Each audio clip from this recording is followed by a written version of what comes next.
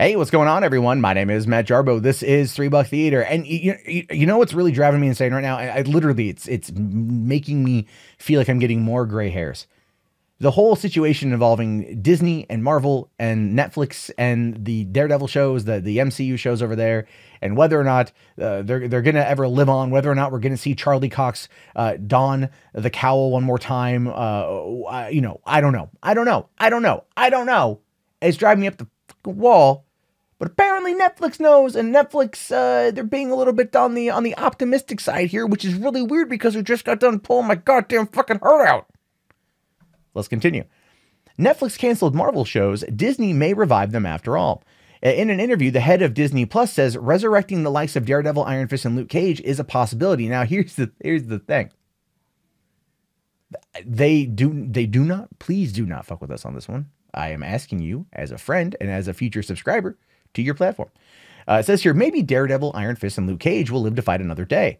Kevin Mayer, the Disney executive in charge of the company's planned Netflix rival streaming service called Disney Plus, says he'd consider reviving the programs according to an interview. Okay, well, here's the thing, Kevin Mayer, you just became the #1 dude people are going to be talking about for a long time. I hope you know that. I hope you know what can of worms you open by making this claim, by saying here, we haven't discussed that yet, but I would say it's a possibility. These are very high-quality shows. They are high-quality shows, Iron Fist included. Season 1 even has its faults, but it's still fun. Season 2 was good. Luke Cage is good. Jessica Jones is good. The Defenders was awesome. Daredevil is the shit. And The Punisher is also amazing. Now, Netflix didn't respond to a message-seeking comment, obviously. But what we know here is that they plan on taking over this they're competing with Netflix. And in the Marvel shows, that's a big thing. That's a sore spot for a lot of people, right? The thing is, if they were to run the shows over on Netflix, that wouldn't stop Marvel fans from going over to Disney Plus because the show casings that are going to be offered over there. All fans have wanted, all they've ever wanted from the beginning of this is simply the shows to be connected. That's it. All they've ever wanted are the shows to just be connected. That's all they ever care about. They just want the shows to be part of the larger universe. That's all it is, right? That's it. I'm just telling you right now, Kevin Mayer. That's it. That's what fans want. The shows are good. They've been produced well. They're very popular. People just want it to be a solid connection, and we understand that that's the fight between New York and LA. So for the Disney streaming service, bringing these shows back is a good idea because the people that there are people out there that said they will quit Netflix over this. They will quit Netflix. They're going to walk away and whatever. And if you want to bring those people over, if you want to make a direct attack against Netflix, although it would be considered an indirect attack, clearly you would want to bring those shows over. Now, we do know that they're apparently, this is coming from Amy Ruthberg, who played Marcy in the show, that there is a 2-year contract, or she's like an 18-month or a 2-year contract that blocks the shows, the characters from going on to any other service, right? Movies or television or otherwise. So we know that. It's about an 18-month to 2-year window. So that means we probably won't see anything until 2020, 2021 in regards to Luke Cage, Iron Fist, Daredevil, maybe Jessica Jones. Punisher is a different story because he's not underneath that particular contract. So if he gets canceled, they could bring the Punisher and put him in anything. I don't know. I don't know what's going to happen with that. Disney, I mean, the big argument then boils down to how much violent content is Disney going to want to put on its service? How many, and I get that. I do understand that. But at the same time, the way I personally view it is people want it. And Disney is not above making violent content under a different banner. Look at Miramax. All things considered, who owns Pulp Fiction? The Walt Disney Company. Yeah. Who owns the GIMP? The Walt Disney Company. At the end of the day. So they're not above it. They want money. And if they can leverage this into more subscribers for Disney Play, or Disney Plus, which, let's be fair, again, early estimates say that they need 32 million monthly subscribers in order to basically make the whole thing affordable. 32 million monthly subscribers at the estimated cost of about $10 because they're going to come in under Netflix as a way to bring people over.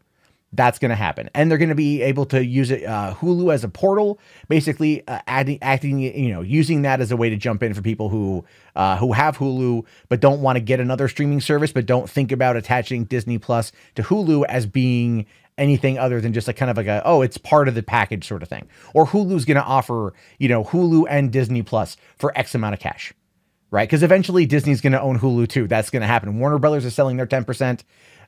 Disney's probably going to scoop that up. Then whoever's left, I forget who at this point, is probably going to end up just selling it as well. I think CBS owns a bit, CW owns a bit, and they're going to end up probably selling those off to Disney. If Disney gets full control, at least gets a controlling stake, they'll sell it off. There won't be a point.